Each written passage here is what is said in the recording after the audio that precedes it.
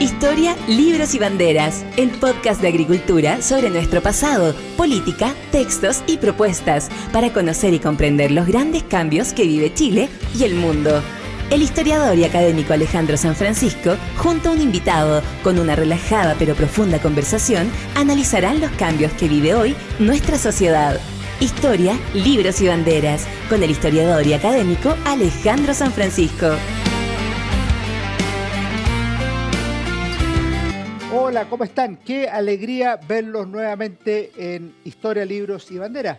Hoy es sábado 19 de agosto. Imagínense cómo estaba Chile hace 50 años. Estábamos con un gabinete de salvación o seguridad nacional, así le llamó el presidente Salvador Allende a una de sus últimas conformaciones ministeriales. Había renunciado el comandante en jefe de la Fuerza Aérea. 4 días después renunciaría el comandante en jefe del Ejército. ¿Y qué tiene que ver todo esto? Mucho, porque en Historia, Libro y Bandera tenemos a un notable invitado, Daniel Mansuy, con su libro Salvador Allende, la izquierda chilena y la unidad popular. Daniel ha tenido un libro muy leído este año 2023 y merecidamente, porque es un libro no solo muy bien escrito, sino que muy bien pensado. Gracias, Daniel, por acompañarnos en Historia, Libros y Banderas, profesor de la Universidad de los Andes, doctor en Ciencia Política. Muchas gracias, Alejandro, por la invitación y por el interés en el libro, así que encantado de estar aquí contigo. Por supuesto, leído y archileído, subrayado. La primera pregunta es como bien obvia. ¿Qué te motivó a meterte a estudiar la figura de Salvador Allende? Estamos hablando de uno de los personajes, no sé, una cifra arbitraria, de los 5 personajes más importantes del siglo XX chileno, y tú decidiste, mira, voy a estudiar Salvador Allende. Sí, sentía que había, bueno, son muchas cosas, ¿no? Pero sentía que había un enigma en torno a él, y que yo no lo resuelvo del todo, por supuesto, ¿no? Pero me interesó explorar un enigma que de algún modo me persigue, por decirlo así, pero que son las obsesiones de uno, ¿no? Obsesiones que uno tiene desde niño, ¿no? Desde que uno escuchó hablar de Allende, escuchó hablar cosas tan distintas de Allende según el bando al que tú escucharas, ¿no? Porque uno escuchaba hablar de Allende en los años 80 de modo, digamos, completamente polarizado. Y me pareció que había un personaje ahí, pese a que ha sido explorado y se han escrito muchas cosas sobre él, muchas de ellas muy buenas por lo demás, me parece que había algo que decir, ¿no? Me pareció que había algo que decir, que había algo que ir a volver a mirar, volver a reexaminar. También con los años pasa que yo no viví el gobierno de la Unión Popular. Yo nací 5 años después del 11 de septiembre del año 73, el año 78, y por tanto también me pareció que mirarlo desde una generación que no estaba biográficamente comprometida directamente, porque de algún modo estamos todos comprometidos, podía ser interesante, pero es como la idea de que en la persona, en la figura de Salvador Allende, en su decisión del 11 de septiembre, en su discurso ese día, se configuran muchas tensiones, muchas dificultades que todavía siguen determinando, digamos, la vida política chilena. Eso me llamó la atención positivamente, y me hace preguntarme, ¿por qué decides partir como al revés desde el 11 de septiembre del 73? ¿Y por qué tu análisis es del Allende de la Unidad Popular? Por ejemplo, no vuelve al Allende de los años 30, de los 40, de los 50, a la formación intelectual y política del líder de la izquierda chilena, el más importante del siglo XX. Sin duda. Bueno, como tú sabes mucho mejor que yo, los libros son decisiones donde uno tiene que ir acotando cosas para que no quedara además con un número de páginas completamente imprudente. Entonces me centré en ese Allende. Me interesó examinar lo siguiente, ¿no? ¿En qué medida el Allende del 11 de septiembre, el Allende que da ese discurso, toma esa decisión, digamos, y muere del modo en que muere, está conectado o no, está vinculado o no con el Allende presidente, ¿no? ¿En qué medida es, bueno, es evidentemente la misma persona, ¿no? Pero ¿cómo convergen esas dos figuras? Te lo formulo con el siguiente ejemplo, ¿no? A partir de todas las cosas que uno puede leer durante la Unión Popular, Salvador Allende, por la izquierda chilena, hasta el 10 de septiembre del 73, nunca fue considerado mucho más que una especie de coordinador en jefe, ¿no? Y el 11 él se convierte en otra cosa, en un mártir, un líder moral, digamos, una gran figura heroica. Pero esas dos cosas están más conectadas de lo que creemos, ¿no? Entonces, ¿por qué Salvador Allende, un político tan experimentado, tan ducho, tan hábil, tantos años de circo, que conocía los pasillos de la política, digamos, de ida y de venida muchas veces, termina en una situación en la cual la única salida digna que él encuentra es el suicidio? Eso es raro en un político de su talento, ¿no? Él tendría que haberlo evitado antes, quizás no pudo, digamos, podemos conversarlo después. Pero esa paradoja me llamó la atención, porque este político tan eximio político con tanto circo, tanta muñeca, que es lo que se decía de él, que conocía mucho a todos los actores relevantes, porque había compartido con ellos en el Senado durante décadas, no logra encontrar otra salida y llega él a la conclusión de que esta es la única salida digna. Pero lo tuyo es como la pregunta que se hizo Javier Cerca en Anatomía de un Instante. Quería comprender ese momento específicamente. Exactamente. Un gran libro que nos inspira a todos por lo demás, ese libro de Cerca. Sí, Está muy bien. Sí. Otra pregunta que entiendo que es metodológica, pero también creo que es buena para los que lo lean. Primero, lean este libro. Yo creo que es un libro que vale la pena, que les va a introducir a la figura de Allende, y no solo les va a introducir, les va a hacer reflexionar. Algunos van a decir, oye, voy a leer otra cosa, otros van a decir, no, con esto estoy listo, pero yo creo que vale la pena. ¿eh? Daniel Mansuy, Salvador Allende, la izquierda chilena y la Unidad Popular. Daniel, tú haces un libro que yo diría que son como 3 en 1. Primera parte, Allende. Es verdad que es una primera parte, pero uno podría decir, ahí se acabó el libro. Y después hay un segundo libro, que tú le dices segunda parte, Allende después de Allende. Y después podríamos decir incluso que hay un tercer libro o microlibro, que es el anexo, que son los comentarios de libros que se han hecho sobre la figura de Salvador Allende. Te quería preguntar por la estructura, ¿quedaste contento con la estructura? A mí me gusta, pero también me habría gustado que fueran 2 libros, por ejemplo. Sí. Sobre todo las 2 partes, que son las principales, para mí era importante tenerlas juntas, ¿no? Tenerlas juntas, la idea de el gobierno de Allende, una especie de crónica o de historia, yo no pretendo hacer una historia general de la UP, pero una especie de crónica y de narración de por qué Salvador Allende llega a esa situación en septiembre, y después examinar lo que hace la izquierda con la figura de Allende después, ¿no? Porque esas 2 historias me parece, bueno, están naturalmente conectadas, pero me parece además que muchas de las tensiones políticas que vivimos hoy día se explican a la luz de cuál ha sido la trayectoria sinuosa de la figura de Allende durante 50 años al interior de la izquierda chilena, ¿no? Y el anexo tiene por función ir a mirar algo que una de las preguntas que me llamó la atención cuando estudié, ¿eh? Y que me ha llamado la atención desde antes, porque cuando uno tiene amigos extranjeros, ¿no? Y Salvador Allende y la Unión Popular son íconos universales. Y llega un amigo extranjero y uno le pregunta, hijito, dame un libro de la izquierda para entender lo que pasó en Chile. Y además me dicen, porque me conocen, no me hagas contrabando, dame un libro de mi mundo, no me des un libro de derecha, sino que dame un libro de izquierda. Porque ¿cómo la izquierda chilena no va a tener un libro canónico sobre el UP, donde se cuenta a sí misma la historia? No te pedían el de Gonzalo Vial. Exactamente, me pedían uno. Y yo me quedaba perplejo porque decía, la izquierda chilena no ha producido ese libro. La izquierda chilena no ha producido ese libro, no por falta de buenos profesores, buenos intelectuales, buenos historiadores, excelentes escritores y cronistas, porque los tiene y de sobra. Es otro problema, creo yo, que es más estructural, porque esa narración histórica de la izquierda es muy problemática. Entonces, ese anexo buscaba ilustrar de que la izquierda tiene muy buenos intelectuales, muy buenos libros, pero no tiene un libro canónico porque tiene muchas dificultades para contarse esa historia, para tocar al mito finalmente, ¿no? Y ahí vamos al mito de inmediato. Cuando tú te acercas a la figura de Allende, tú tomas una decisión que es posible, es necesaria y es compleja. Allende está objetivamente en una estatua. Yo creo que eso hace muy difícil que algunos lo comprendan, porque prefieren mantenerlo en la estatua y al no bajarlo describen un personaje que no existe, que no existió, el carne de estatua. ¿Cómo lo hiciste tú para estudiar a un personaje de la historia con toda la complejidad que tiene la historia? Que yo creo que está bien logrado, porque lo otro, la verdad es que es interesante también, pero es la crítica que tú haces por ahí. No es una geografía, esto es un libro de otra naturaleza. Sí, a la izquierda le cuesta mucho por eso, porque convirtió a Allende en mito por motivos comprensibles por lo demás. Uno puede comprenderlo, ¿no? Allende es la figura, digamos, que da sentido a una lucha, digamos, que tiene muchos capítulos trágicos por lo demás. Pero a mí me interesaba ir a mirar al Allende gobernante, ¿no? Al Allende que está constantemente en tensión con sus partidos, con sus propios amigos muchas veces. Y para eso mi mejor consejo es ir a leer los documentos de la época. La prensa de la época, que hoy día no es tan difícil de encontrar, de hecho, el libro es más que el libro, la recopilación de Víctor Farías también da un sabor, digamos, extraordinario. Esos 6 tomos. Y están en la web, en un sitio del Partido Socialista que se llama Biblioteca Clodomiro Almeida, están recopiladas todas las intervenciones de Allende, incluidas las transcripciones de sus conferencias de prensa. Y era un tipo muy genial, muy rápido de mente, sabía siempre salir con humor, sabía siempre salir con ascendiente psicológico.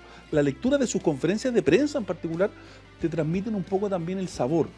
Rescato otro libro que no es político, pero que es el de Eduardo Labarca, La biografía sentimental. Sí, claro. También un libro que permite penetrar al personaje en su cotidianidad, en su vida normal, en su vida diaria, digamos.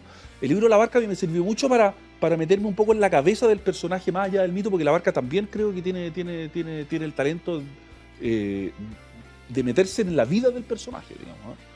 Y no un libro meramente copuchento, que también hay de eso. Es un libro que realmente retrata a la persona. Por No, es muy decirlo así. profundo. Sí. Hay una cosa que llama la atención. Tú dices que está Allende, detrás de Allende hay un allendismo, pero lo que yo veo, esta es una opinión personal, lo que yo veo en el siglo XXI, para decirlo, es un allendismo sin allendismo. O sea, es una loa, una alabanza a Allende, una estatua a Allende, un recuerdo permanente de Allende, pero el proyecto político de Allende no está por ninguna parte. O sea, nadie quiere replicar el proyecto de la Unidad Popular, ni siquiera adaptado a las circunstancias actuales. O algo que legítimamente molesta mucho a la izquierda joven, este Chile se parece más al Chile de Pinochet, de los Chicago Boys, de Jaime Guzmán, que al Chile de las 40 medidas del programa de gobierno de la Unidad Popular o de Allende. Sí, interesante. Por eso hablo también en algún lugar de neoallendismo, ¿no? Y yo creo que tú lo formulas bien, porque Allende juega un papel moral, mitológico. El presidente Boric, cuando sale electo, habla, digamos, sus palabras, digamos, son una resonancia de palabras de Allende, tanto el día en que sale electo como el día en que asume, ¿no? Y sin embargo, no hay una comprensión demasiado rigurosa de lo que fue, pero juega un papel, y yo escribí buena parte de este libro durante el trabajo de la primera convención constitucional, y había unos paralelos que eran extraordinarios, porque la izquierda soñó el 18 de octubre con borrar los 30 años, ¿no? ¿Y qué significaba borrar los 30 años? Borrar el legado de la dictadura, ¿no? ¿Y qué significaba eso? Volver al punto cero. ¿Y cuál era el punto cero? Bueno, el 11 de septiembre por la mañana.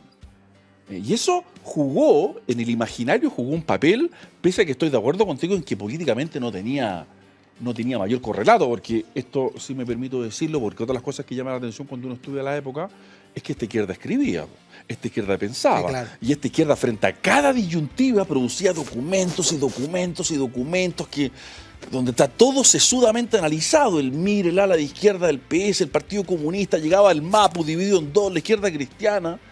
Y yo me pregunto, los historiadores de la nueva izquierda, digamos, en 30 años más o en 50 años más de esta izquierda, la verdad es que ahí se perdió algo, ¿no? Pero tú, me lleva a un tema que me fascina. ¿Es generacional eso? Porque tú lo que vale para la izquierda vale para la derecha y para la democracia cristiana. O sea, la revista Política y Espíritu es riquísima. La revista portada que era derecha, incluso si tú avanzas un poco, la revista que publicó Jaime Guzmán en los años 70 y 80. Realidad, digamos. Realidad. Yo creo que hoy día no tienen un correlato. No tienen mucho correlato. Porque hoy día incluso tenían diarios, ¿no? Los partidos Claro que tenían sí. diarios, y por tanto uno puede seguirle. Esto es fascinante para lo que nos gusta esto, ¿no? Pero uno puede seguir lo que iba pensando el partido día a día, Sí, digamos, claro. con las editoriales de sus propios diarios. Tú tienes razón que eso tiene una dimensión generacional muy fuerte. Ese tipo de esfuerzos con esa intensidad, la verdad es que están medio diluidos. Hay algunas cositas por aquí y por allá, pero no tienen la densidad que tenían hace 50 La años. densidad y la calidad. Sí, estoy de acuerdo. Ahora, yendo al día cero, no del regreso a los 50 años, sino al día cero de la Unidad Popular. ¿Qué significa la llegada de Allende a la moneda? Joaquín Fermandoa me parece que acierta cuando dice significó alborozo y shock. En un libro que tú citas, por lo demás, La Revolución Inconclusa. Sí, para la izquierda fue un anhelo, bueno, también Tomás Mulián habla de la fiesta y drama, ¿no? Para la izquierda un momento lúdico, total. Creo que es de Break, que dice en algún lugar, digamos, que no ha vivido el verano chileno, digamos, del año 71, digamos, ¿ah? No sabe lo que es la felicidad, no sabe lo que es la alegría, porque lo que vivía la izquierda en esos meses, digamos, post-elección de Allende, era una cosa, digamos, completamente luminosa, en una narrativa que hoy día hemos perdido de vista, pero que yo creo que hay que tener en cuenta para comprender, una narrativa progresista, ¿no? O sea, el fin del sistema burgués era ineluctable y lo que iba a advenir era una sociedad fraterna, digamos, y esa convicción era una convicción muy arraigada en la izquierda. Entonces era realmente el advenimiento de un mundo nuevo y el acceso al poder de clase y de sectores sociales que no habían tenido ese acceso al poder antes, digamos, o en todo caso un sector político que había estado fuera del poder durante mucho tiempo, con la persona Salvador Allende, que había sido su candidato eterno en 4 elecciones sucesivas, ¿no? Y para la derecha o para la oposición, digamos, por supuesto, todo lo contrario, porque de hecho el mismo Joaquín Fermandúa cuenta siempre, esto siempre me ha llamado la atención, que esa noche el mismo joven alessandrista se queda esperando que Jorge Alessandri salga a decir algo para dar ánimo, ¿no? Y la derecha queda en shock, queda en silencio, ¿no? Creo que Joaquín Fermandúa recuerda que es Pablo Rodríguez Grez el único que sale a hablar esa noche, ¿no? Claro, fue porque un la derecha programa, queda en silencio, ¿no? Queda paralizada, queda pasmada. y fue muy raro porque era algo inverosímil que el candidato presidencial no dijera absolutamente nada. No dijera nada, ánimo, vamos a seguir luchando, estaré junto a ustedes, alguna cosita, ¿no? Ahora, en el caso de lo que tú dices del sueño teleológico, esto de que se va a construir una sociedad mejor, que el futuro es ineluctable, o sea, se demorará, lo había dicho Fidel Castro en la Declaración de La Habana, se demorará 1 año, 10 años, 50 años, pero la revolución va a triunfar. A la vez se ve como una especie de poca preparación para el día D cuando comience ese futuro ineluctable a hacerse operativo. Claro, porque no hay una estrategia unificada. Salvador Allende también, como comentábamos un poco al pasar, era un líder de la Unidad Popular muy singular porque estaba sometido a la unanimidad del comité político y habían partidos chiquititos que por tanto podían vetarlo. Y la verdad es que operativamente tampoco había un diseño muy claro de para dónde había que ir, porque estaba el PC por un lado, que tenía una estrategia, Allende por otro con sus amigos, con el allendismo, que tenía una que era convergente con la del PC, pero que no era idéntica, y había una ala, digamos, que Gonzalo Vial llamaba guivarista, que quería simplemente una revolución, y esas alas, digamos, pudieron conversar mientras a la UP le fue bien, que fue la época donde se expandió el gasto y hubo plata, digamos, y hubo bienes que comprar con esa plata, porque eso se acabó después, lo que le permitió a la UP ganar esa elección municipal, digamos. Vamos a ver el año 71, al regreso una pequeña pausa, ¿te parece? Exacto, o sea, como tú quieras. Volvemos de inmediato con Daniel Mansuy en Historia, Libros y Banderas. En nuestra obra Historia de Chile 1960-2010 de la Universidad San Sebastián encontrarás un análisis sobre la crisis y ruptura de la democracia chilena antes de 1973, la creación de un nuevo orden institucional y la democratización y desarrollo del país en las últimas décadas. Conoce más en uss.cl. En CMPC llevamos un largo camino fortaleciendo nuestro trabajo, lo que nos ha permitido desarrollar distintas iniciativas junto a comunidades, por ejemplo, con la recuperación de un árbol extinto o el restablecimiento de agua potable en zonas rurales, la conexión del turismo y cultura a través de una sola ruta, o también el desarrollo de envases reciclables y amigables con el medio ambiente. Son esos y otros desafíos los que hoy nos permiten creer en el valor de las soluciones inspiradas en la naturaleza. CMPC, creando valor natural. Conoce más en cmpc.com. Volvemos con Daniel Mansuy. Estamos conversando sobre su libro Salvador Allende, la izquierda chilena y la unidad popular, libro publicado por Taurus 2023. Daniel, alcanzaste a insinuar 1971. Puntos más, puntos menos, y descartando que sabemos cómo terminó la historia, 1971 fue un buen año, entre comillas, para la Unidad Popular. Ganó las elecciones de abril, la nacionalización del cobre fue por unanimidad, Pablo Neruda obtuvo el Premio Nobel de Literatura, y la gente que no tiene formación económica se sentía y estaba mejor económicamente. ¿Qué nos puede decir de ese primer año? Una famosa carta de Eduardo Frei a sus consejeros económicos. Tremendo. Que les dice, a mí no me dejaron emitir, digamos, y mire cómo el señor Allende, digamos, triunfa. Y que todos lo querían. Es una carta preciosa, porque Sí. Frei era un hombre culto, inteligente, Sí. y se maravilla frente a esta expansión del gasto que produce una alegría, pero que, en fin, que duró lo que duró, pero fue al menos un muy buen primer semestre. Y la democracia cristiana, por lo mismo, mira con cierta neutralidad, incluso benevolencia, diría yo, esta primera etapa.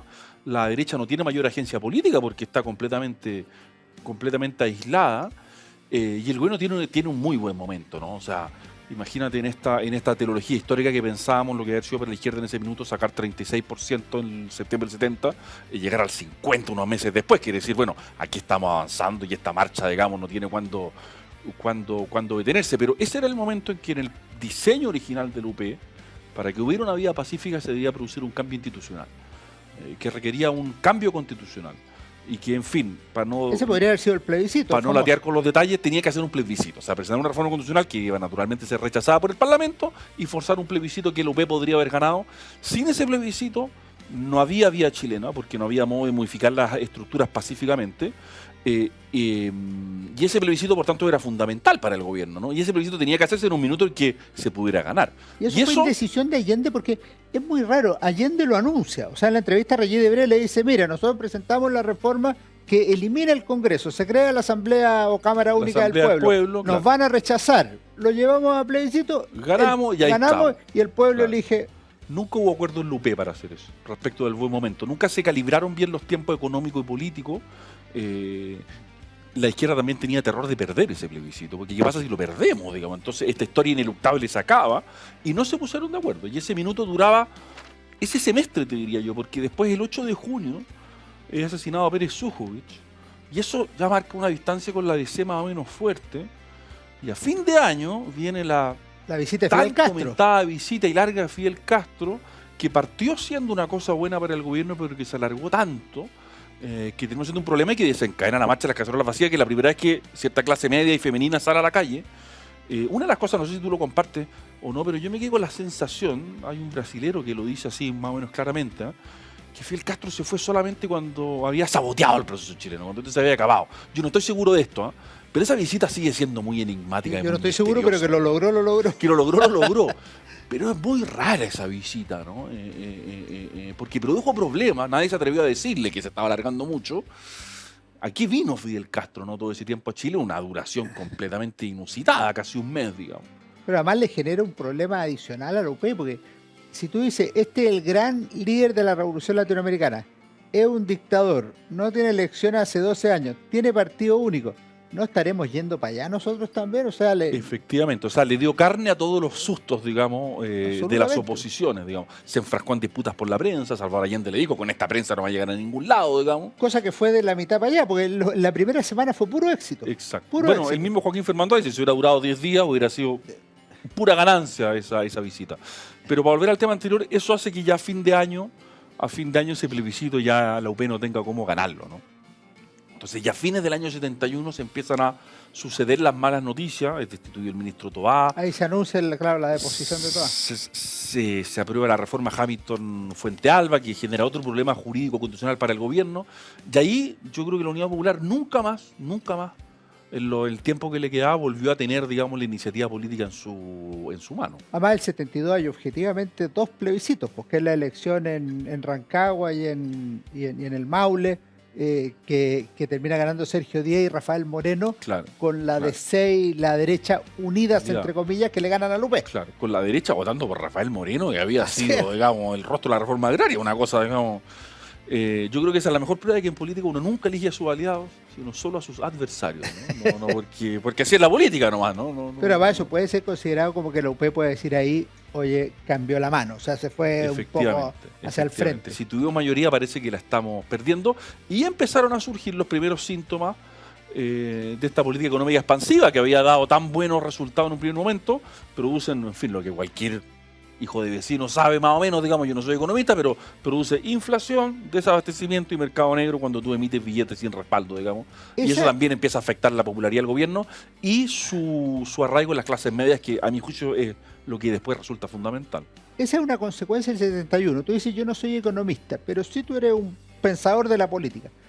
¿Dónde radica el problema de la Unidad Popular que lo lleva a esa crisis? ¿Es un problema ideológico? ¿Es un problema político? ¿Es un problema económico? Una combinación de factores. Es un problema de unidad de conducción. Porque si tú tienes el diseño, por ejemplo, yo me voy a poner así como estratega de la Unidad Popular, ¿no? Si tú tienes el diseño de emitir y tú sabes que en el mediano plazo esa emisión va a producir unos efectos más o menos desastrosos, y eso tú lo juntas con tu programa institucional de hacer un plebiscito, tú sabes que ese plebiscito tienes que hacerlo mientras dure esa sensación de bonanza, porque ahí lo puedes ganar porque después se te va a enredar todo. Y esas dos dimensiones no dialogaron nunca completamente bien, que es lo que tanto frustró a Joan Garcés, que tiene textos muy, muy interesantes sobre esto, ¿no? Esas dos dimensiones nunca dialogaron del todo, digamos, y políticamente el plebiscito se fue postergando sabiendo que las consecuencias de la política económica ya no iban a ser tan lindas como habían sido en un principio. Entonces, lo que a mi juicio siempre faltó en la Unión Popular fue un liderazgo estratégico y táctico que impusiera los tiempos, ¿no?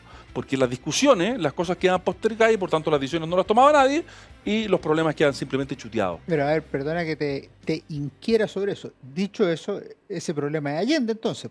¿Qué otra persona podría haber tomado ese liderazgo? Ese problema es el liderazgo que tiene Allende sobre la Unión Popular, que es muy escaso, que no es reconocido como un líder, sino como una especie, como decía al principio, de coordinador del UP, y que él no asume nunca eso porque, y esto nos retrotrae a algo anterior, digamos, porque para ser candidato él tiene que someterse a unas condiciones más o menos leoninas de la Unión Popular. Es un problema estructural del UP. Ninguna revolución en el mundo ha triunfado sin un líder claro y neto que marca los tiempos y que marca esto que la izquierda es tan importante, ¿no? Aquí está el ortodoxo y allí está el desviacionista, ¿no? Esto es tan importante una revolución, ¿no? Sí, claro. De aquí para allá estás conmigo, de aquí para allá eres un hereje. Y pueden ser líderes draconianos, o sea... Y esa línea tiene que fijarla alguien. Sí, claro. Y eso no ocurrió en Chile porque alguien no que había un juegue liderazgo parte, nítido. Entonces, justamente mi crítica a Salvador Allende, que es una persona a quien respeto, aprendí mucho de él y por quien no tengo ninguna antipatía, por el contrario, el error de él, a mi juicio, fue pensar que su muñeca política y su talento y su experiencia política iban a poder sobreponerse y manejar esa situación. Y es un error de juicio respecto de uno de sus talentos, que eran reales pero no infinitos, y dos de las diferencias estructurales, digamos. O sea, los guevaristas no iban a renunciar a su proyecto, por decirlo así. Volveremos al final sobre eso con el diálogo con la democracia cristiana. Antes, para hacerlo cronológico, el año 72, si uno mira cómo termina de una forma que nadie habría apostado el 1 de octubre del 71, por decirlo. Termina con el paro de octubre, que literalmente paralizó al país, lo cual es muy obvio, pero además, según habla la época, como tú muy bien viste, muchos advirtieron que ahí venía la guerra civil. O sea, este fue un paro que era un paro gremial, que yo lo creo, pero que claramente devino en político. Y podría haber provocado la guerra civil. Y luego termina con los militares cogobernando o incorporándose al gabinete. Claro, se transforma en otra cosa ese paro, y de algún modo es el momento en que la Unión Popular toma nota, tiene que tomar nota de que las clases medias, digamos, ya no son neutrales, ya no son benevolentes, ya no miran de lejos, sino que son francamente hostiles. Francamente hostiles, y por tanto el gobierno no puede controlar ese paro, sino llamándolo uniformado al gobierno y teniendo a la vista la elección de marzo del año 73 como señal, digamos, de que se podía descomprimir ahí. Pero ese paro, claro, ese paro marca un antes y un después para el gobierno brutal, porque pierde todo control político. Fíjate que la sola decisión de llamar a la Fuerza Armada significa que, bueno, tú le estás dando responsabilidad política con todo lo que eso conlleva en la historia de Chile antes y después, por supuesto, pero antes ya allá hay una señal que es muy poderosa. No lo puedo hacer solo, lo necesito a ustedes.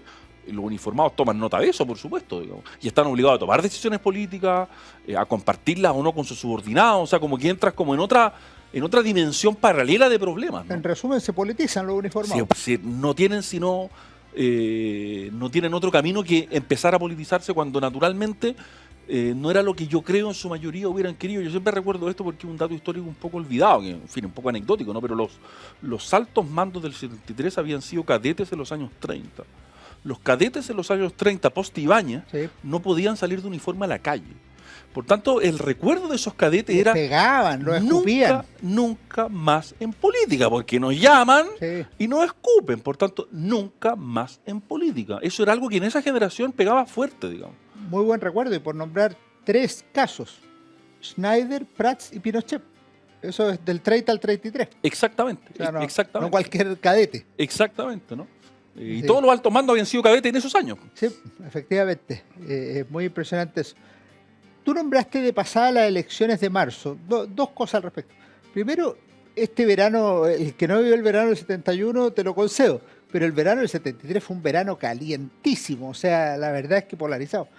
Hubo más de 20 muertos, me parece, en esa elección, o más de 10 por lo menos, y el general Prats tuvo que llamar a los comandos y decirle: oye, córtenla, esta cuestión puede terminar en cualquier cosa, y efectivamente baja la tensión. Pero por otro lado, no sé si tú estás de acuerdo, la elección de marzo no sirvió para nada en términos políticos. O sea, electoralmente ganó la oposición, 55-44, pero si en el plebiscito del 88 ganó la oposición, significaba que Pinochet no seguía. Esto no tuvo efecto. Sí, vamos al verano primero porque se produce el encuentro de la Rayán, ¿no? Que en febrero del 72, donde se juntan los partidos de la izquierda y ya hay plena conciencia cuando uno lee esos documentos de que acá hay un problema, ¿no? Y que el proceso se le está yendo a las manos, que en todo caso ya no lo controlan como ellos hubieran querido controlarlo. Y esa discusión de la Rayán es muy interesante porque refleja la división estratégica, ¿no? Hay unos que quieren persistir y otros que ya empiezan a querer consolidar. Hay unos que quieren radicalizar la política económica expansionista y hay otros que dicen hay que racionalizar esto porque no hay otro modo de controlarlo. Y esas dos líneas ya están claramente dibujadas en el Arrayán. Y el horizonte de marzo del 73 es muy interesante porque descomprime la situación. Militares en el gabinete garantizan que haya elecciones más o menos ordenadas y pacíficas. Y tenemos, por tanto, un minuto en el que vamos a zanjar esto, digamos, en las urnas. Y eso como que le quita mucha presión a la vida política. Y la derecha, por algún motivo que yo todavía no me he logrado explicar bien, o las oposiciones, porque aquí estaba la democracia cristiana ya involucrada completamente, y Eduardo Frei como candidato, de hecho, al Senado por Santiago, la derecha coquetea con la idea de destituir al presidente, o sea, de lograr los 2/3 que permitieran la destitución. Y eso era delirante, o sea, significaba que la derecha iba a arrasar completamente, y por tanto la sensación no daban los números. No daban los números, y por tanto la sensación al día siguiente de la elección, aunque la oposición ganó, la cara de triunfo, tú sabes que las elecciones no se ganan, sino que se explican. Si uno hubiera tenido, digamos, como tiene hoy día, digamos, después de las elecciones, ¿quién sonríe? La verdad es que las sonrisas estaban del lado de la izquierda, ¿no? Y por tanto no resolvió nada, y por tanto solamente en algún sentido agravó la crisis, porque la izquierda mostró un arraigo que a mí no me deja de parecer impresionante, ¿eh? O sea, paro, desabastecimiento, militar en el gobierno, tú recordabas violencia en la calle, y esa izquierda sacó 44 puntos. Que un muy buen Es resultado. un extraordinario resultado, digamos. O sea, eso demuestra que el proyecto de la UP tenía un arraigo que está en el origen de la tragedia chilena, porque si hubiera sido total y completamente minoritaria no habría ocurrido todo lo que ocurrió, ¿no? O sea, el punto es que había algo así como un empate real en la sociedad, ¿no? Ahora, aprovecho para preguntarte una cosa a partir de eso. Aquí hay un desinterés histórico en Chile. Hay gente de derecha que supone que el gobierno de la Unidad Popular era un gobierno fracasado, con mercado negro, cola, inflación, y no tenía apoyo. Tú lo acabas de decir, 44%. Y gente de izquierda que supone lo mismo respecto de Pinochet, que sacó 44% después de 15 años. No hay nada que le pegue más fuerte a las ideologías que la realidad. La realidad es esa. Me gusta, no me gusta un poco, no me gusta otro poco. Pero son números muy elocuentes. Esos dos números son muy elocuentes, ¿no? Y si uno lo compara, perdón por hacer así como un pequeño flash al presente, ¿no? Cuando el 4 de septiembre, las fechas son crueles, digamos, con la izquierda en un momento, digamos, mucho más, sin todos esos problemas. Habían problemas en el Chile del 2022, pero no los del año 73, digamos. Esa izquierda no llega a los 40 puntos, digamos. Es bien llamativo eso, ¿no? Sí, claro. O sea, la UP tenía un arraigo en su peor momento muy superior al arraigo que demostró tener esta nueva izquierda, la vamos a llamar así ahora. Efectivamente. Y después del lo que podríamos llamar la elección de marzo, que no resuelve nada, que te genera esa situación, quiero llevarte a un punto que a mi juicio es crucial y no se discute. Porque uno puede decir, oye, le faltó conducción política al gobierno. Vale, podemos discutir. El otro puede decir, no, si es que la muñeca, el punto fue el imperialismo. Discutámoslo. Pero lo que te demuestra marzo es una cuestión más de fondo, que si tú quieres hacer una revolución chilena en pluralismo, democracia y libertad, ya no tienes para los próximos 3 años mayoría ni en la Cámara de Diputados ni en el Senado. Sí, pues bueno, esa es la gran lección que saca la izquierda después, porque grandes transformaciones requieren grandes mayorías y lo otro es agarrarse a cabezazo o bien elegir la vía violenta para romper con esas instituciones, pero violentamente, ya no por medios institucionales. Y tú te fijas, no tiene el apoyo ni del Parlamento, o sea, ni de la Cámara Baja ni de la Cámara Alta, y va perdiendo rápidamente los otros puntos de apoyo. La Iglesia con la ENU se enfrasca en una agria disputa con la Corte Suprema, o sea, leer los documentos, los intercambios de Allende con la Corte Suprema es brutal. Digo, la Corte Suprema, digamos, le dice cosas durísimas. De hecho, Allende no le contesta el último oficio porque lo considera imprudente, lo considera inconveniente. Con la Contraloría, por la promulgación de la famosa reforma arancelaria, y por tanto queda completamente aislado el gobierno. Queda completamente aislado porque va perdiendo teclas que tocar. Entonces, ¿cómo se transforma una sociedad si tú estás solo en una esquina, digamos? Esa es como la gran pregunta, ¿no? Y todo eso que nombra Daniel Mansuy, estamos hablando de mayo, junio de 1973, en que pasan dos cosas relevantes. Está en paro el teniente, el paro de los trabajadores contra el gobierno, y asume en la democracia cristiana una figura fundamental de la historia de Chile, Patricio Aylwin como presidente del partido, con un eslogan que uno no lo imaginaría, no dejar pasar una al gobierno. Lo dejo planteado para volver en unos segundos más en Historia Libre y Banderas con Daniel Manzú. En nuestra obra Historia de Chile 1960-2010 de la Universidad San Sebastián encontrarás un análisis sobre la crisis y ruptura de la democracia chilena antes de 1973, la creación de un nuevo orden institucional y la democratización y desarrollo del país en las últimas décadas. Conoce más en uss.cl. En CMPC llevamos un largo camino fortaleciendo nuestro trabajo, lo que nos ha permitido desarrollar distintas iniciativas junto a comunidades, por ejemplo, con la recuperación de un árbol extinto o el restablecimiento de agua potable en zonas rurales, la conexión del turismo y cultura a través de una sola ruta o también el desarrollo de envases reciclables y amigables con el medio ambiente. Son esos y otros desafíos los que hoy nos permiten creer en el valor de las soluciones inspiradas en la naturaleza.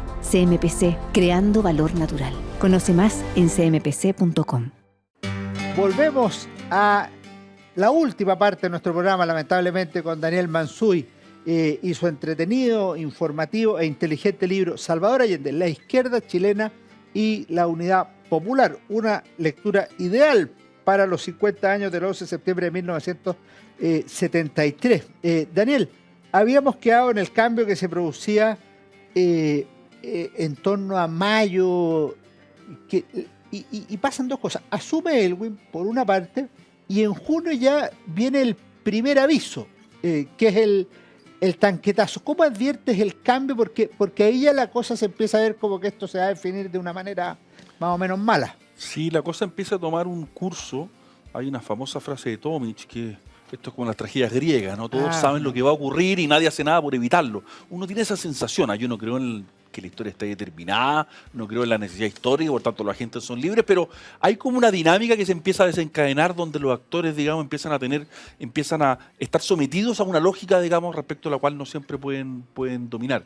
Por un lado, Patricio Elwin, qué interesante lo que dice, es que asume con ese lema, porque ese lema te refleja bien lo que estaba pensando la base de la DC, ¿no? Entonces, cuando después vamos a comentar de eso quizás después, pero cuando se acusa a la DC de ir a negociar de mala fe, yo creo que el punto es que el presidente de la DC tenía que ir a negociar de un modo de ser respaldado después por sus bases, porque si no sacaba nada, ¿no? Porque la base de la DC estaba total y completamente endurecida, sabiendo que la DC además era un partido con un líder, y ese líder en ese minuto era Eduardo Frei Montalva.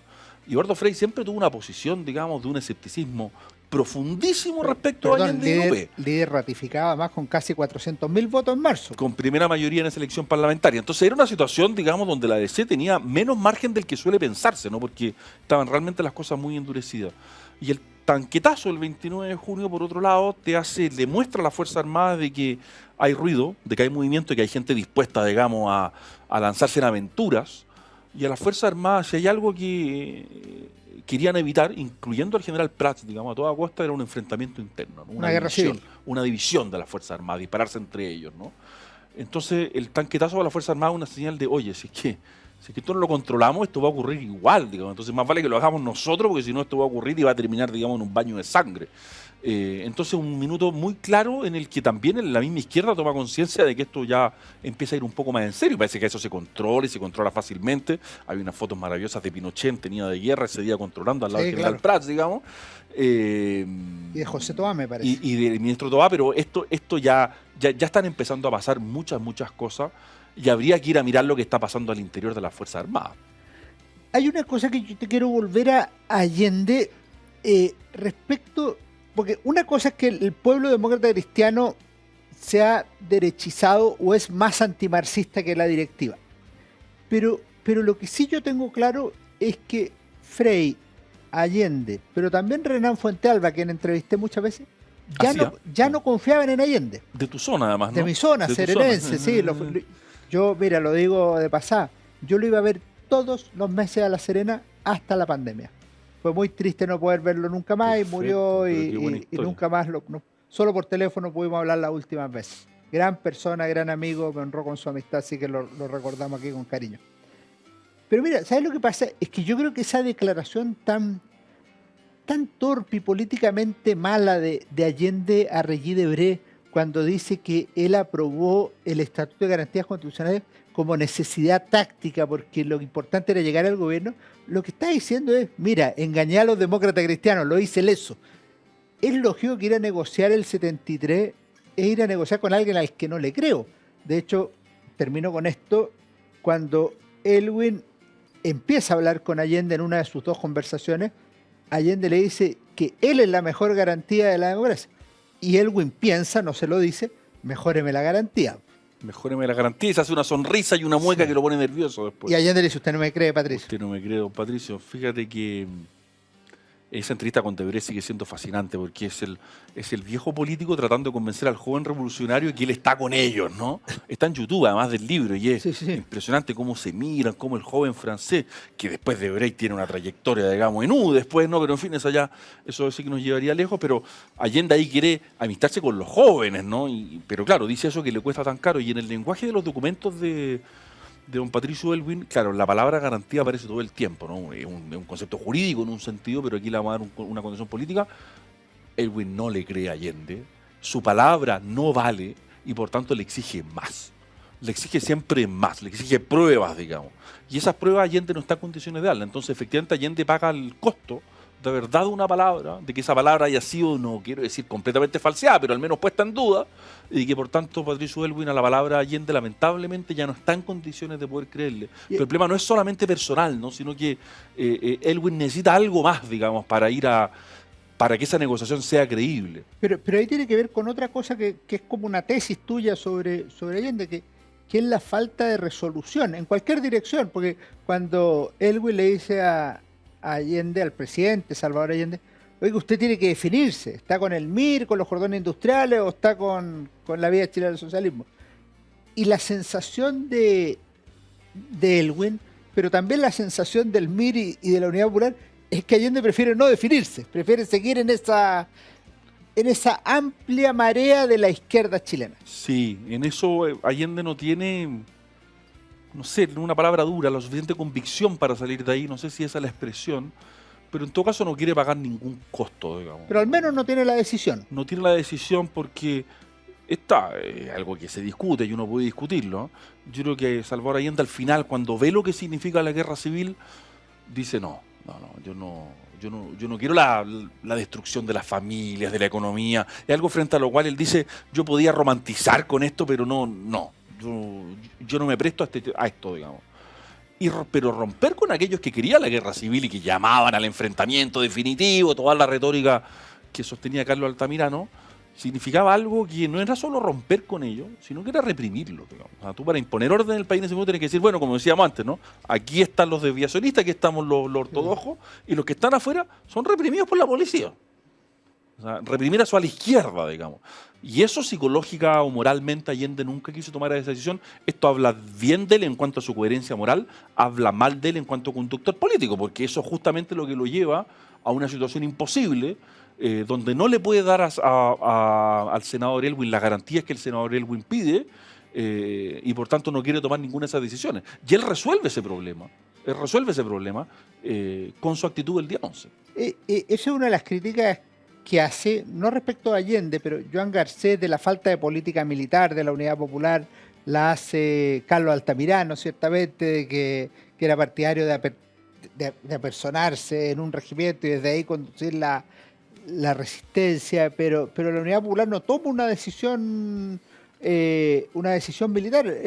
Esta frase de Allende, muchas veces recurrida, que tú mencionas, utilizando primero la ley, después utilizaremos la violencia revolucionaria, o a la violencia reaccionaria, o pondremos la violencia revolucionaria, se queda en una frase, no es más que eso. No hay una política militar.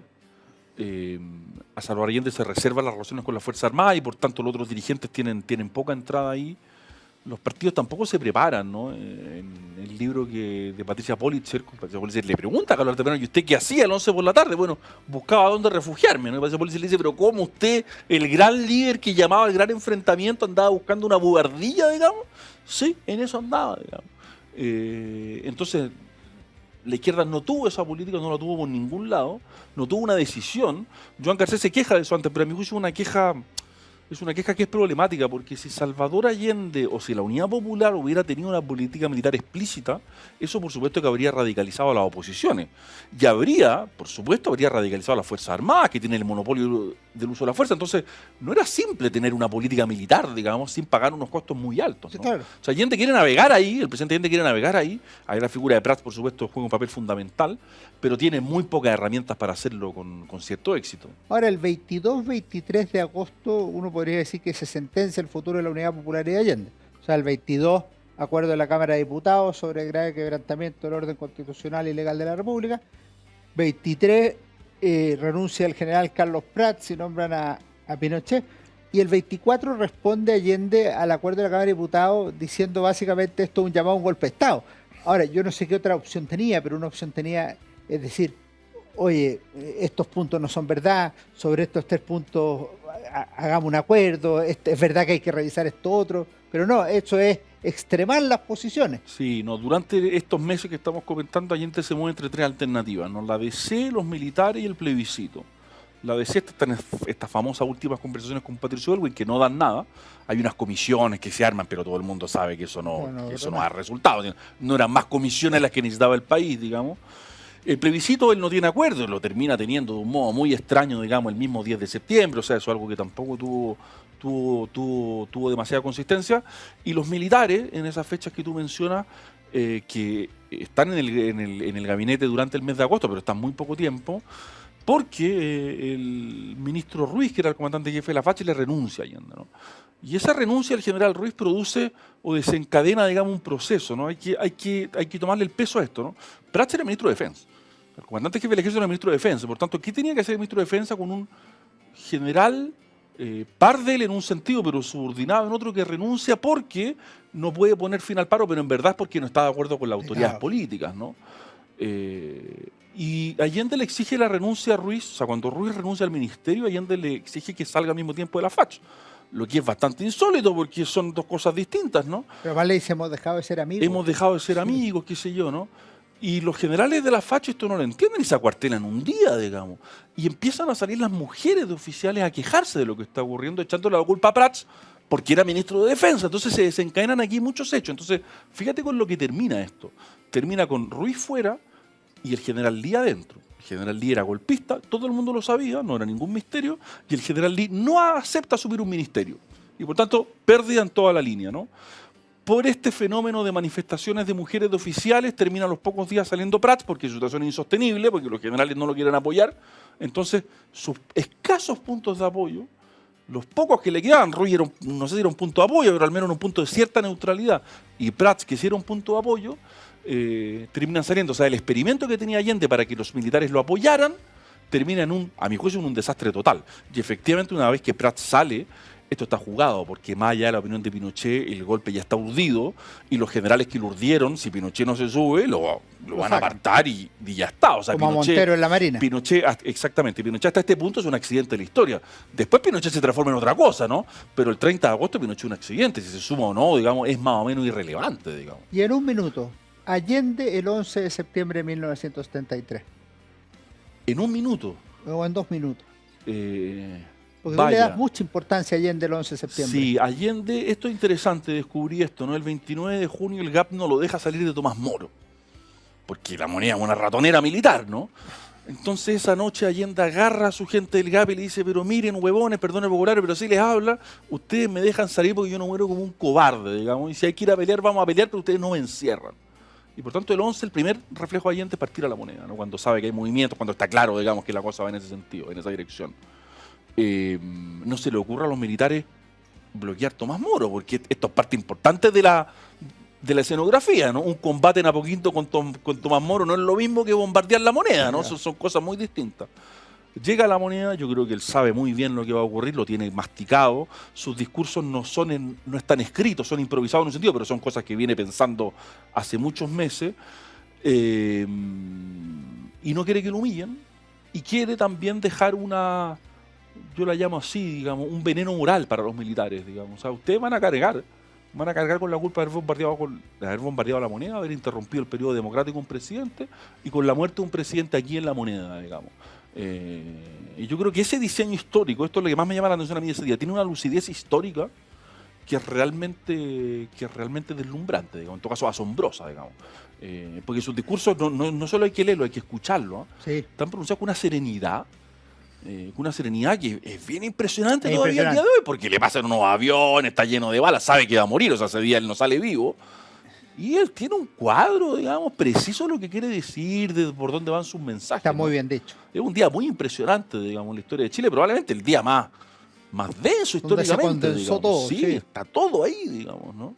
Daniel, quiero terminar como termina este programa con todos nuestros invitados. ¿Alguna recomendación de lectura, algo que hayas leído, que estés leyendo, que puedas compartirnos al... Vaya, muchas a cosas, la un poco comunidad? para quedarnos en este tema, digamos, ya recomendé el libro de Eduardo Labarca, pero yo creo que para entender la Unión Popular hay muchos libros, pero vamos a mencionar solo dos. ¿Ah?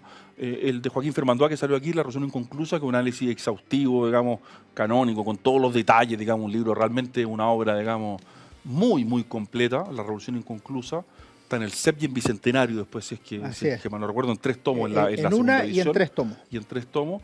Y un libro que también me parece muy, muy interesante para hacerse una idea, digamos, de lo que fue el UP de modo más sintético, el de Alfredo Sepúlveda, La Unidad Popular, digamos, que también es un libro que está muy bien logrado porque cuenta la historia de un modo muy difícil porque es muy sintético y trata de apegarse lo más posible a los hechos. Aquí la objetividad no existe, lo sabemos, pero es como una crónica muy sintética y muy bien lograda. Así que esos dos libros recomiendo para los que quieran seguir, digamos, leyendo sobre este episodio tan importante en nuestra historia. Perfecto, pues Daniel. Bueno, tienes tu casa, ya veremos qué otras cosas nos trae adelante. Supongo que quedaste algo cansado con este trabajo, muy buen trabajo. Se los recomendamos en Historia, Libros y Banderas, Salvador Allende, la izquierda chilena y la Unidad Popular de Daniel Mansuy. Muchas gracias por habernos acompañado en Historia, Libros y Banderas. Pero gracias a ti, Alejandro, encantado de haber conversado contigo. Y ustedes no se vayan porque viene en unos segundos mi propia recomendación de libros como cada semana. Hola, ¿cómo están? Soy Alejandro San Francisco y en Historia, Libros y Banderas esta semana tenemos una recomendación de Sergio Vitar, El gobierno de Allende, Chile 1970-1973. Sergio Vitar es ingeniero y muy joven fue ministro de Minería del presidente Salvador Allende, precisamente en el gabinete del 27 de marzo de 1973. Sin embargo, este no es un libro autobiográfico, sino que se trata de una obra de gran contenido, de investigación, de análisis sobre lo que fueron los 3 años de la Unidad Popular, con los resultados del primer año, con los problemas económicos y el ajuste que no funcionó en esa materia, la incorporación de los militares a los gabinetes y el desplome institucional que se produjo en el país. Me parece que el libro de Sergio Vitar es un libro sólido, serio, riguroso, que permite comprender la Unidad Popular. Es verdad, desde un actor que estuvo presente, pero también desde un fino analista, con gran cantidad de datos económicos, sociales y de otra naturaleza. Me parece que en este año número 50 del 11 de septiembre de 1973, Sergio Vitar, El gobierno de Allende, es un libro que puede y debe estar en una buena biblioteca. Que estén muy bien, nos vemos en nuestro próximo Historia, Libros y Banderas. Fue Historia, Libros y Banderas con Alejandro San Francisco.